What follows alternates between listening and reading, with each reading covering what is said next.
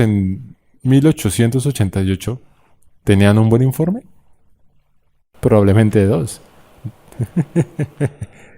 Dos. ¿No eran esos dos Jones y Wagner? Sí. ¿Cuánto es eso? Dos. John y Wagner. Son dos. Dos tuvieron un buen informe. ¿Cuántos quisieron apedrearlos? El resto. El resto. ¿Hemos repetido esa historia? Sí. Hemos hecho el antitipo. Nos hemos encontrado con el antitipo y hemos vuelto a vagar por el desierto. Afortunadamente para ti y para mí, porque somos la siguiente generación. Tú eres incluso una generación después de mí. Sí. Muy interesante. Muy interesante. Dos trajeron un buen informe. Esto nos da una revelación de dónde estamos en la corriente del tiempo. Es fascinante. Y eso fue en 1888, Martín. Hace mucho tiempo. Así que Dios no estaba contento. Y muchos de ellos tuvieron que caer en el desierto. Y luego hubo un segundo intento de entrar. Leamos esta cita, que la encontramos en Patriarcas y Profetas. Los cananeos habían colmado la medida de su iniquidad y el Señor ya no podía tolerarlos. Ahora que les había retirado su protección, iban a resultar una presa fácil. El pacto de Dios había prometido la tierra a Israel, pero el falso informe de los espías infieles fue aceptado. Y todo el pueblo fue engañado por él. Los traidores habían realizado su obra, aun cuando solo 2 hombres hubiesen dado malas noticias y los otros 10 lo hubiesen animado a poseer la tierra en el nombre del Señor. El pueblo, por su perversa incredulidad, habría seguido el consejo de los 2 en preferencia al de los 10. Pero eran solo 2 los que abogaban por lo justo, mientras que 10 estaban de parte de la rebelión. Hemos repetido esa historia literalmente. Sí. Excepto que no se llamaban Caleb y Josué, se llamaban Jones y Wagner. A grandes voces, los espías infieles denunciaban a Caleb y a Josué, y se elevó un clamor para pedir que se les apedreara, haciendo el populacho enloquecido piedras para matar a aquellos hombres fieles. Se precipitó hacia adelante gritando frenéticamente, cuando de repente las piedras se les cayeron de las manos y temblando de miedo enmudeció. Dios había intervenido para impedir su propósito homicida. La gloria de su presencia como una luz fulgurante iluminó el tabernáculo. Todo el pueblo presenció la manifestación del Señor. Uno más poderoso que ellos se había revelado y ninguno osó continuar la resistencia. Los espías que trajeron el informe perverso se arrastraron aterrorizados y con respiración entrecortada en busca de sus tiendas. Martín, ahora estamos viviendo en un mundo antitípico. Y cuando miramos el mundo y la información que proviene de nuestras filas, hay un gran mayoría que está gritando que estamos viviendo en los tiempos del fin, que ya nos vamos a casa y si nos mantenemos fieles a los principios podemos entrar en la tierra. ¿O es una minoría? Es la minoría. Desafortunadamente. 2 de 12. ¿Piensas que es posible? Sí, la misma proporción se mantiene. ¿Crees que los demás están gritando con vehemencia contra ellos, llamándolos con todo tipo de nombres despectivos? ¿Es posible? Escribiendo artículos en sus pequeñas revistas espirituales contra aquellos que están tratando de dar la alarma de que ha llegado el momento. Sí, está sucediendo. ¿Crees que se están formando campamentos en los que dicen que esas personas serán un peligro para la sociedad y la iglesia y que deberíamos recoger piedras y deshacernos de ellos? Sí, ¿Crees que eso es posible? definitivamente. Martín, ¿estás tratando de ponerme nervioso? No. Pero yo sigo diciendo que nosotros lo podremos hacer. Sí.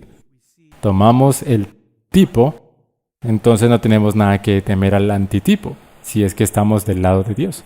Así que si estás del lado de Dios, cuando venga Cristo, y haya esta iluminación celestial, entonces tal vez algunos de ellos quieran correr a sus tiendas de campaña. Correcto.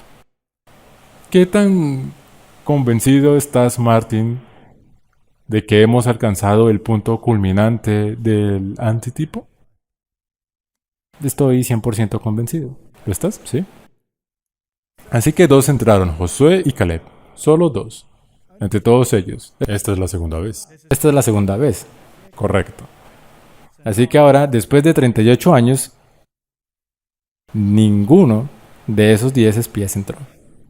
Ninguno de ellos entró. Es un problema muy serio. Ok. Cuando ellos llegaron a la frontera por segunda vez, ¿cuántos espías enviaron? Solo 2. Solo dos, no 12. Eso no funcionó tan bien la última vez. Ahora mismo hay un antitipo allí, que es fascinante. En otras palabras, estas personas ahora estaban listas para entrar. Sí. Ellos creyeron en la ley, ellos creyeron del testimonio y 2 espías fueron enviados. No era necesario enviar 12. Y los 2 representan la ley y el testimonio. Correcto. Ellos lo creyeron.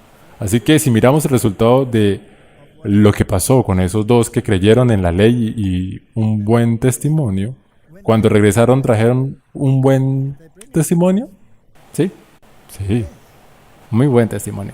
Hablaron sobre las conversaciones que escucharon y que seguramente iban a poder hacer esto y conocieron a esta dama.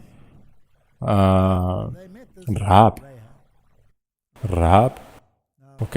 Rahab era una prostituta y vivía en el muro de la ciudad.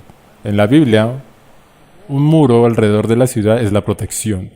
Y el símbolo que Dios usa para su iglesia, el muro alrededor, representa la ley. Sí.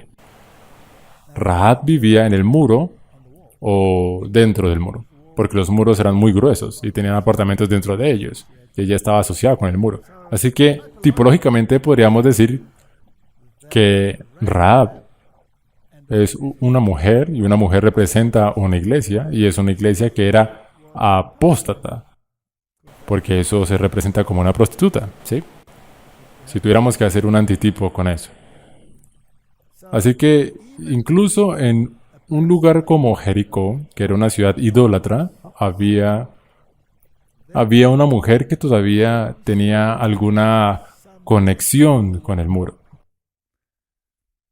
Y se le hizo una promesa de que toda su familia y cualquiera que viniera a su casa sería salvo. Correcto. Al final de los tiempos, esas iglesias que no conocían la ley y el testimonio, eventualmente algunas de ellas llegarán a la conclusión de que deben ponerse del lado del pueblo de Dios. Sí. Y colocarán un cordón carmesí, ¿ok? Que representa el sacrificio de Cristo. Lo que significa que aceptan la expiación de Cristo y los 2 testigos, la ley y el testimonio, que vinieron a ellos y se unirán al pueblo de Dios, ¿ok? ¿Con qué firmeza se unen al pueblo de Dios? Si vas a Ruth, capítulo 4, 21-22, dice, y Salmón engendró a Booz. No dice en este versículo quién era la madre de Booz, pero ¿quién era ella? Rahab. Rahab, la prostituta. ¿Y quién era Salmón? Él podría haber sido uno de los espías. Sí. Uno de los espías se casó con Rahab y engendraron a Booz. Y Booz engendró a Obed y Obed engendró a Isaí. E Isaí engendró a David. Ahora, ¿con quién se casó Booz? Ruth. Y Ruth era una moabita. ¿Ok? Así que aquí hay iglesias hermanas, digámoslo de esa manera. Porque los moabitas vinieron a Lot. Sí. Las hijas de Lot. También eran apóstatas y prostitutas, etc. Pero algunas de ellas dijeron como Ruth, tu Dios será mi Dios y tu pueblo será mi pueblo. Sí. Eso está saliendo de ella, mi pueblo, y uniéndote con los que creen en la ley y el testimonio. Ujú. Así que es interesante que Cristo incorpora todos estos personajes en su propia genealogía. Eso significa que desde cada rincón, asombroso, la tipología es tan impresionante para mí. Y lo único que deben que hacer es para incorporarse es creer en la ley y el testimonio. Correcto. ¿Creyó Rahab en los espías? Sí, Así que creían en el testimonio. correcto. Y creían en la ley, porque ella había visto por todo lo que había atravesado el pueblo, sabía todo lo que les aconteció a los egipcios, etc. Y estaban asustados. Así que hay una tipología increíble en esta historia. Leamos nuevamente lo que dice el espíritu de profecía. A pocas millas más allá del río, exactamente al frente del sitio donde los israelitas estaban acampando, se hallaba la grande y fortificada ciudad de Jericó. Era virtualmente la llave de todo el país y representaban un obstáculo formidable para el éxito de Israel. Josué envió, por tanto, a 2 jóvenes como espías para que visitaran la ciudad y para que averiguaran algo acerca de su población, sus recursos y la solidez de sus fortificaciones. Los habitantes de la ciudad, aterrizados y suspicaces, se mantenían en constante alerta y los mensajeros corrieron gran peligro. Martin, ¿tú crees que entramos por segunda vez a Canaán? Porque seguramente vamos a entrar en esta segunda vez, definitivamente. ¿Crees que habrá un gran peligro? Sí, ¿La ciudad se verá extremadamente fortificada? sí. Y esta ciudad tiene que ser derribada. Y el Apocalipsis habla mucho de una ciudad que es enemiga. Correcto. Bien. Los habitantes de la ciudad aterrorizados y suspicaces se mantenían en constante alerta y los mensajeros corrieron gran peligro. Fueron, sin embargo, salvados por Rahab, mujer de Jericó que arriesgó con ellos su propia vida. En retribución de su bondad, ellos le hicieron una promesa de protección para cuando la ciudad fuese conquistada. Los espías regresaron sin novedad, con las siguientes noticias. Jehová ha entregado toda la tierra en nuestras manos y también todos los moradores del país están desmayados delante de nosotros. ¿Hay un antitipo? Definitivamente. A pesar de que las probabilidades se vean terriblemente en contra nuestra, Sí, habrá solo una pequeña minoría, pero la gente se aterrorizará. en el fin, porque cuando vean las señales cumpliéndose, sabrán que han sido engañados.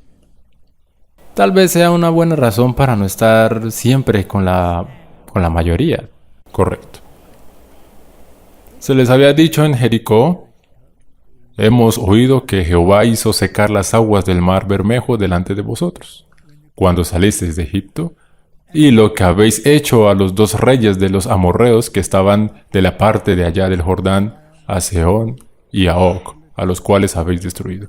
Oyendo esto, ha desmayado nuestro corazón, ni ha quedado más espíritu en alguno por causa de vosotros. Porque Jehová vuestro Dios es Dios arriba en los cielos y abajo en la tierra. Ellos podrían recoger esas piedras y levantar espadas para acabar contigo, pero Dios intervendrá. Martín, esta historia sobre la curación en el estanque de Betesda, en Juan capítulo 5, versículo 1 al 9, es muy interesante. Después de estas cosas había una fiesta de los judíos, y subió Jesús a Jerusalén, y hay en Jerusalén, cerca de la puerta de las ovejas, un estanque, llamado en hebreo Betesda, el cual tiene 5 pórticos. Es muy interesante. Es el mercado de ovejas, donde se vendían los animales de sacrificio. Y tenía 5 pórticos. 5 es el número de la humanidad, ya que uno tiene 5 sentidos. En estos yacía una multitud de enfermos ciegos, cojos, paralíticos, que esperaban el movimiento del agua. Porque un ángel descendía de tiempo en tiempo al estanque y agitaba el agua. Y el que primero descendía al estanque después del movimiento del agua quedaba sano de cualquier enfermedad que tuviese. Y había allí un hombre que hacía 38 años estaba enfermo. Ahora, Martín, esta es una historia muy interesante, con una aplicación espiritual muy interesante. Algunas de las traducciones de la Biblia dicen que esta parte sobre la agitación del agua no debería estar allí. Y no están de acuerdo con que la Reina Valera la haya incluido. Lo que, por supuesto, es una tragedia, porque es triste cuando eliminan ciertas porciones y luego no sabe cuál es la lección espiritual. Eso enfatiza la tragedia que quieren omitir. Exactamente. Si esta porción habla de la historia, ello no significa que esto sea cierto, que las personas eran sanadas cuando salían del estanque. Esto era lo que la gente creía. Así que habían desarrollado un sistema de creencias que se basaba en ciertos eventos que tenían que suceder. Tenemos en el mundo de hoy en día un sistema religioso muy similar, donde aparentemente Dios está sanando ciertas personas cuando pasan a través de ciertas aguas o cuando van a algunas reuniones evangélicas, etcétera, etcétera, donde las personas caen, se levantan, tiran sus muletas y la próxima semana se les ve caminando con sus muletas. Es un sistema de creencias, Bueno, si solo puedes hacer esto, si yo solo pudiera oír a Luis y conseguir que me esparza un poco de agua bendita, podría ser curado de cualquier enfermedad que tenga. Si yo solo pudiera hacer un peregrinaje al Vaticano, si yo solo pudiera ver una aparición, si yo solo pudiera ir a Guadalupe para ver si puedo ser sanado, etcétera, etcétera. O si yo pudiese ir a los curadores en las Filipinas, que pongan su mano sobre mí y sin ningún tipo de cirugía extirpen un tumor, luego estaría bien. Este es el tipo de religión que el mundo tiene. Es una religión a la espera de un milagro. Y dice la Biblia que por causa de los milagros las personas fueron engañadas. Correcto. Así que tenían una forma de religión. Y aquí este hombre estaba tumbado allí junto con una gran cantidad de personas ciegas, impotentes y enfermas. Y él estuvo acostado allí durante 38 años. Ahora, ese número no es un número arbitrario, no. Los hijos de Israel habían vagado 2 años y llegaron a la frontera, y debido a las incredulidades fueron devueltos. Y tuvieron que vagar por otros 38 años en el desierto. Esto era un símbolo del Estado de Israel, que estaba exactamente en el mismo lugar que los hijos de Israel que habían vagado. Ellos eran impotentes, no sabían a dónde ir, estaban ciegos, estaban enfermos y estaban marchitos en su religión. Su religión se basaba en fábulas y fantasías. En el mejor de los casos era solo formación espiritual. Era una religión vacía. Y Jesús, ignorando la estupidez del agua, fue y le preguntó, ¿quieres ser sanado?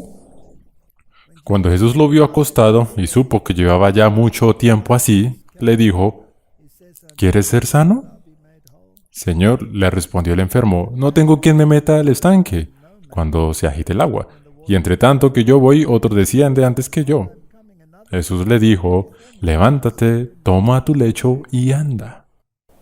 ¿Le dijo Jesús al hombre que deje que te lleve al estanque? No. Se distanció de la estupidez de esa creencia.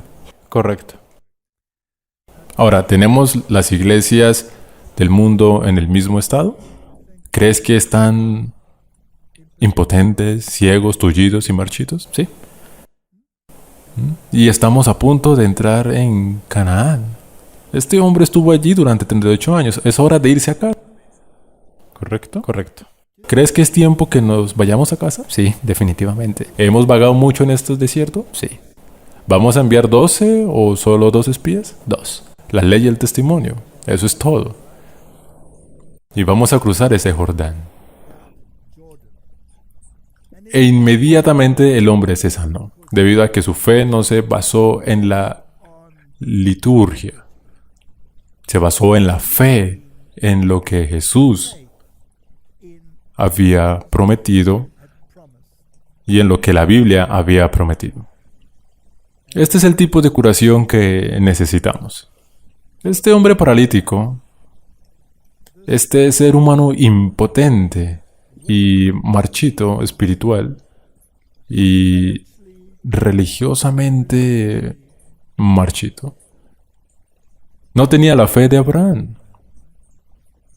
Martín, me parece interesante que si nos fijamos en Abraham y nos fijamos en las promesas dadas a Abraham, hay ciertos paralelismos que debemos tomar nota. Me gustaría leer este pasaje porque había 7 promesas con bendiciones que le fueron dadas a Abraham, con condiciones, correcto. Esto lo leemos en Génesis capítulo 12, versículo 1 al 3. Abraham es el padre de los que creen y también es el padre del Israel espiritual. Pero Jehová había dicho a Abraham, vete de tu tierra y de tu parentela y de la casa de tu padre a la tierra que te mostraré. Martín, es una tarea bastante difícil salir de tu país. El país representa al mundo. Tenemos que salir de este mundo. ¿Ok? De tus parientes. De tu familia. En otras palabras, incluso fuera de tu familia religiosa tienes que salir a Babilonia. Sí. Y de la casa de tu padre serán separados. Separación incluso a nivel filial. A la tierra que yo te mostraré. Para nosotros sería la Canaán celestial, correcto.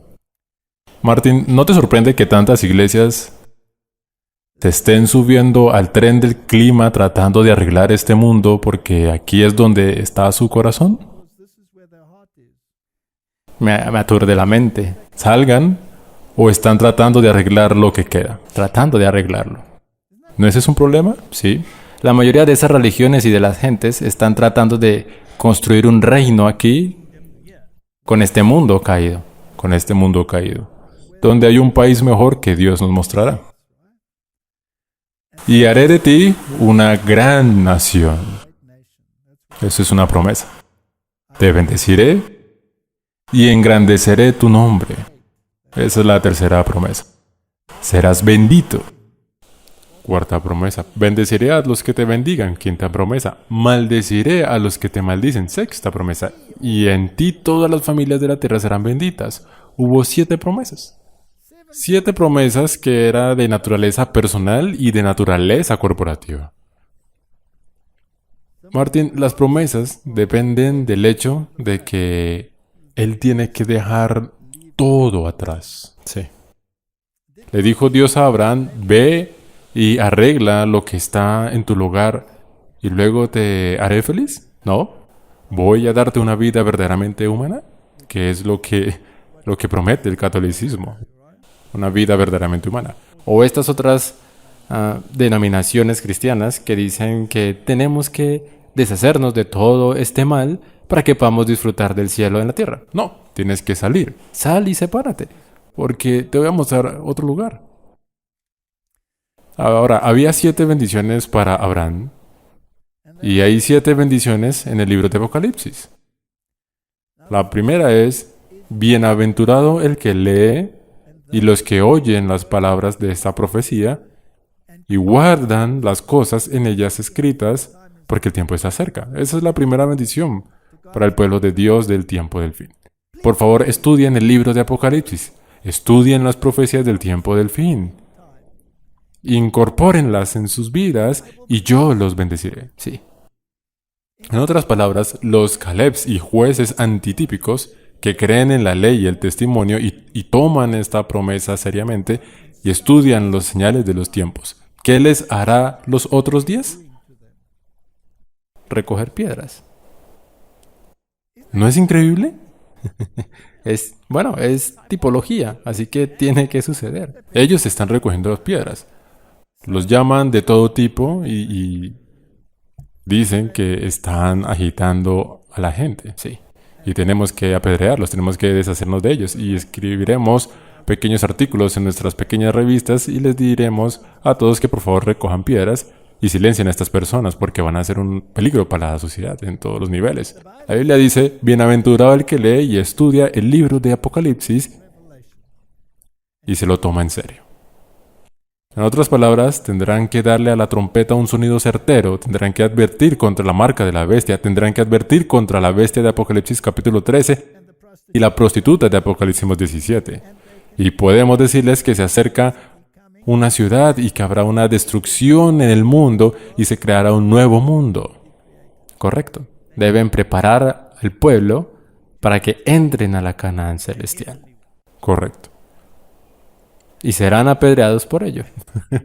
Sí, serán apedreados. Luego, si vas al capítulo 14, versículo 13, oí una voz que desde el cielo me decía, escribe, bienaventurados de aquí en adelante los muertos que mueren en el Señor.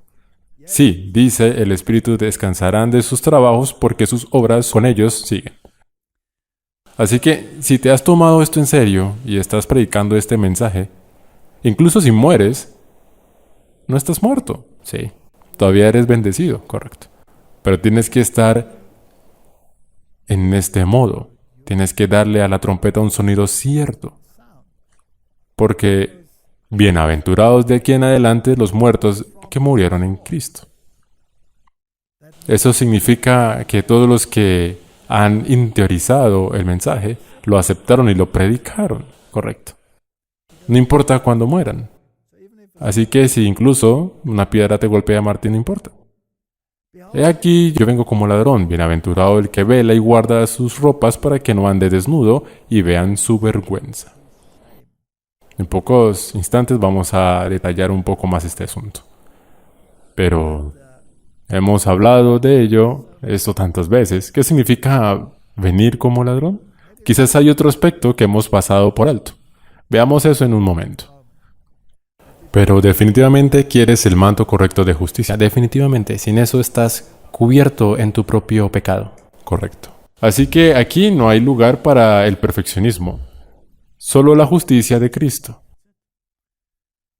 Aquí hay otra promesa. Y el ángel me dijo, escribe, bienaventurados los que son llamados a la cena de las bodas del Cordero.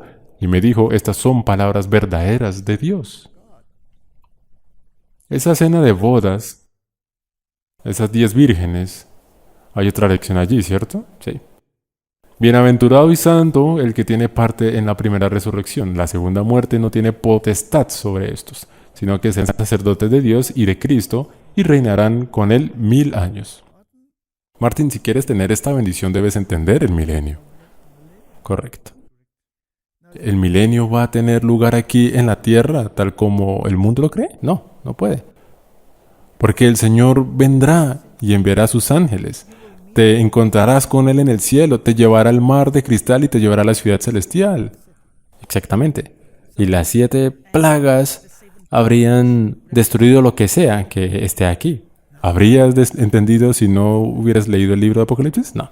Porque ese es el único lugar donde define exactamente la diferencia entre la primera resurrección, la segunda resurrección, el milenio intermedio y lo que sucede durante ese milenio mientras que el pueblo de Dios es llevado al cielo. Debes estudiar el libro de Apocalipsis, exactamente. No debemos hablar de eso, solo debemos hablar sobre el amor. Si no puedes encontrar el amor en el libro de Apocalipsis, entonces no lo encontrarás en el resto de la Biblia. No lo encontrarás en otro lugar. Y de hecho, bienaventurados los que leen el libro y lo toman en serio. He aquí vengo pronto, bienaventurado el que guarda las palabras de la profecía de este libro. ¿Hay progresión aquí? ¿Hay una progresión? Definitivamente. Y algunos de los que han predicado este mensaje habrán muerto. Benditos sean, que están esperando en el polvo para ser llamados. Benditos sean los que cumplen sus mandamientos. Eso es como la cereza del pastel. Para tener al derecho al árbol de la vida y para entrar por las puertas en la ciudad. No es de extrañar que Satanás odie este versículo y lo pervierta en todas las traducciones modernas. Es horrible lo que ha sucedido a este versículo. ¿Y no es sorprendente lo felices que están todos con el cambio? Así que aquí hay una progresión muy interesante de 7 bendiciones para el pueblo de Dios del tiempo del fin. Hubo 7 bendiciones al principio para Abraham. También hay una bendición en velar. Leamos Mateo 24, versículo 42 al 46. Velad pues, porque no sabéis a qué hora ha de venir vuestro Señor. Esto empero sabed que si el padre de familia supiera a cuál vela el ladrón había de venir, velaría y no dejaría minar su casa. Por tanto, también vosotros estad apercibidos, porque el Hijo del Hombre ha de venir a la hora que no penséis. ¿Quién pues es el siervo fiel y prudente, al cual puso su Señor sobre su familia para que les dé alimento a tiempo?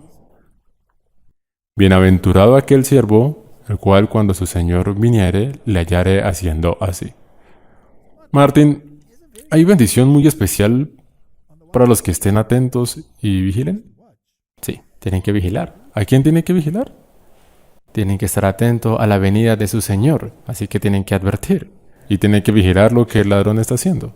Él vino preparado para mantener al ladrón fuera de su casa. ¿Qué es lo que va a robar el ladrón? Su vida eterna. Sí, Él quiere robarle la vida eterna, quiere venderle un montón de mentiras.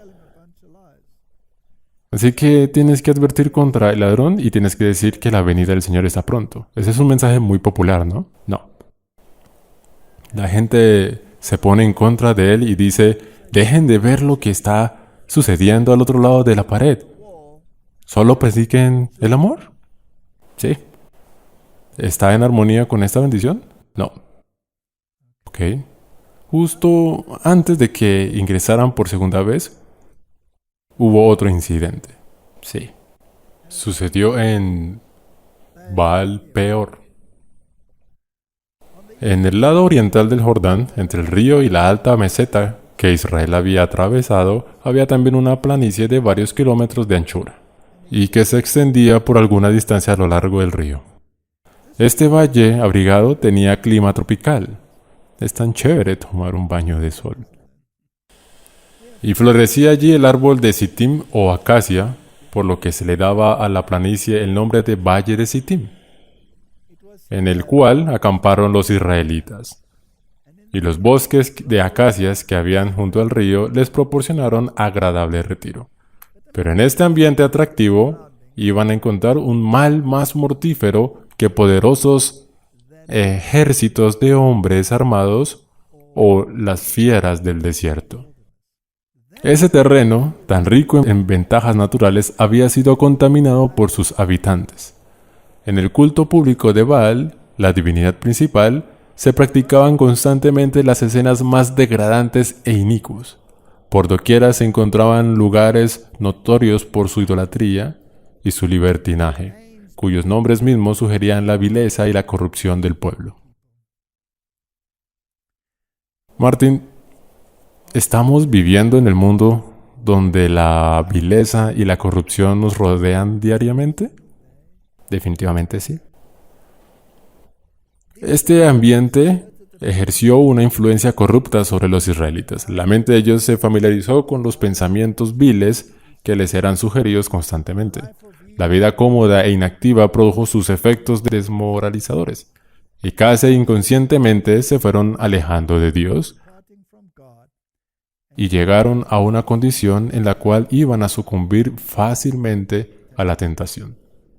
¿Estamos viviendo en un antitipo? Definitivamente. Si te fijas en lo que se está mostrando a través de los medios de comunicación, películas y música.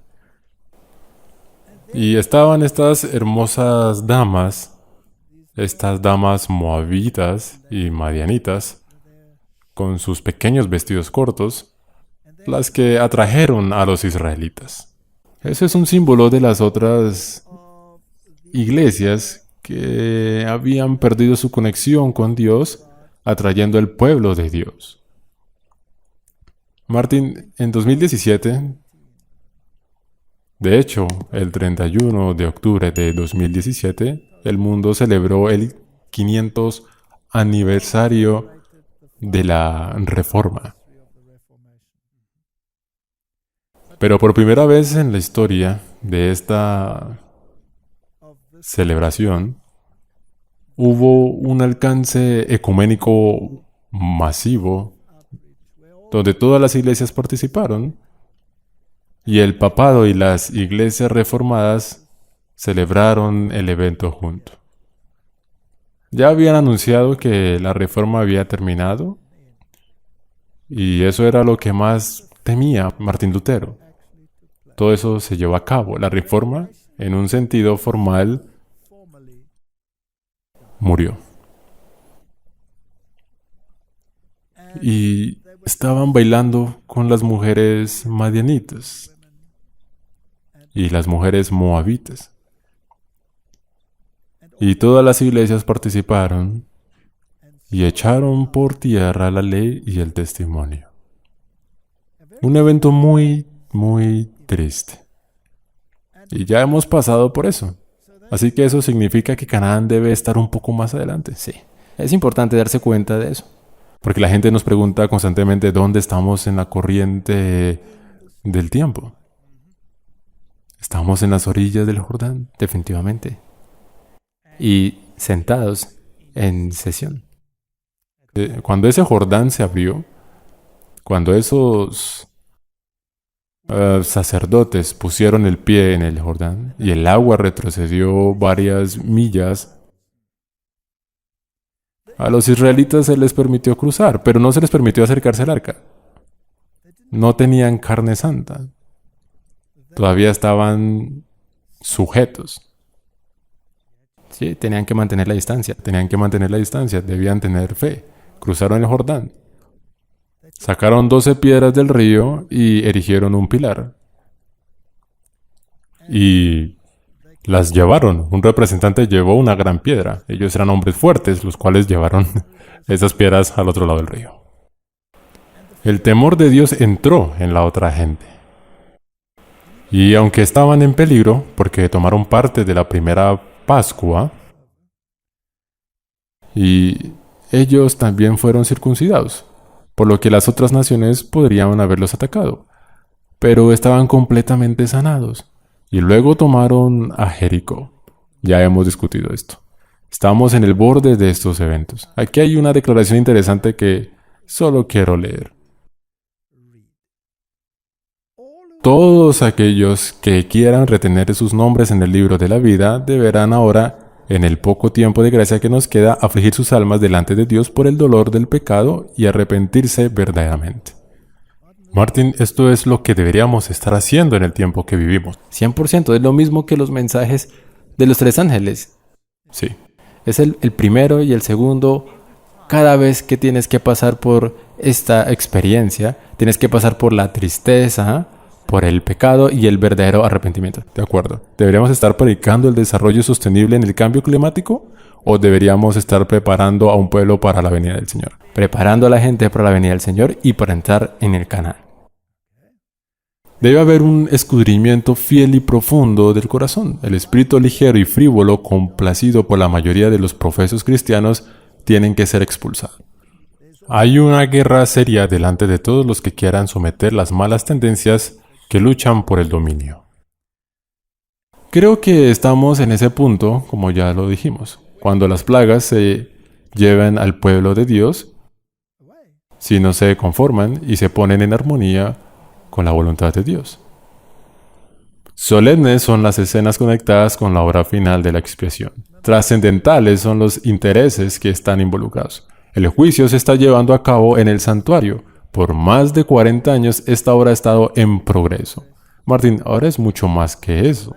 Correcto. Pronto, nadie sabe cuán pronto pasará a los casos de los vivos. En la terrible presencia de Dios, nuestras vidas serán revisadas. En este momento, por encima de todo lo demás, corresponde a cada alma prestar atención a la amonestación del Salvador. Velad y orad porque no sabes cuándo será la hora. Por lo tanto, velad, no sea que al llegar de repente te encuentren durmiendo. Martín, es posible que hayamos estado pensando que no sabemos el tiempo o la hora cuando todas estas cosas se apliquen solo a la segunda venida. ¿No se aplica también al cierre de nuestro tiempo de gracia personal? Eso es correcto. Por tanto, si no vigilas, Vendré contra ti como ladrón y no sabrás a qué hora vendré sobre ti. Apocalipsis 3:3. Esto no tiene nada que ver con la segunda venida. No, tiene que ver con el cierre del tiempo de gracia. ¿Estamos bien con Dios?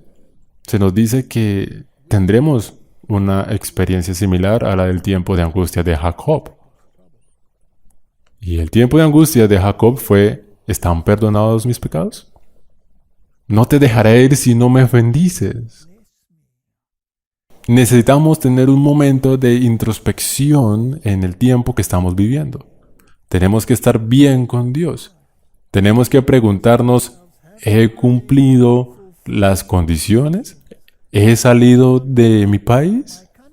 Sí. ¿He salido de mi familia? ¿He salido de mi familia? ¿He salido en todos los aspectos? ¿Me he separado de este mundo que se dirige hacia una destrucción similar a la que golpeó a Jericó? ¿Estoy asociado a la ley y al testimonio? ¿Estoy bien con Dios? ¿Cuán peligrosa es la condición de aquellos que, cansados de vigilar, se vuelven hacia las atracciones del mundo?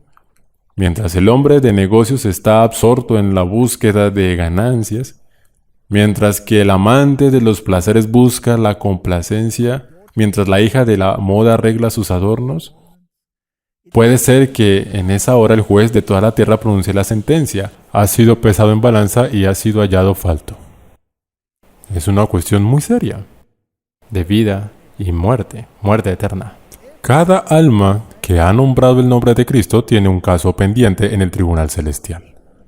Es la semana de la corte con nosotros, y la decisión que se adopte en cada caso será definitiva. En otras palabras, la venida como ladrón es el juicio, y no necesariamente solo la segunda venida. ¿Es posible? Correcto. Es muy posible. Con eso en mente, Martin, ¿es tiempo para dar a la trompeta un sonido cierto? Definitivamente. Es hora de pararse en la pared. ¿Es el momento de poner su vida en orden? ¿Es un tiempo para luchar con Dios y decir: no te dejaré ir a menos que me bendigas? Sí. ¿Es hora de alinearte con la ley y el testimonio? ¿Es hora de advertir a la humanidad de lo que se avecina? Sí. Hemos progresado a través de la tipología hasta el punto de la segunda entrada. Incluso hemos pasado a Baal Peor. Creo que sí. Hemos bailado con las mujeres madianitas y sentado en sus consejos ecuménicos y pretender ser uno de ellos. Sí. Todo eso ha pasado. Todo ha pasado, todo ha pasado. ¿Qué falta? Pasar por el Jordán. ¿Habrá una plaga, así como la que hubo en Baal Peor? Definitivamente. ¿Habrá una plaga?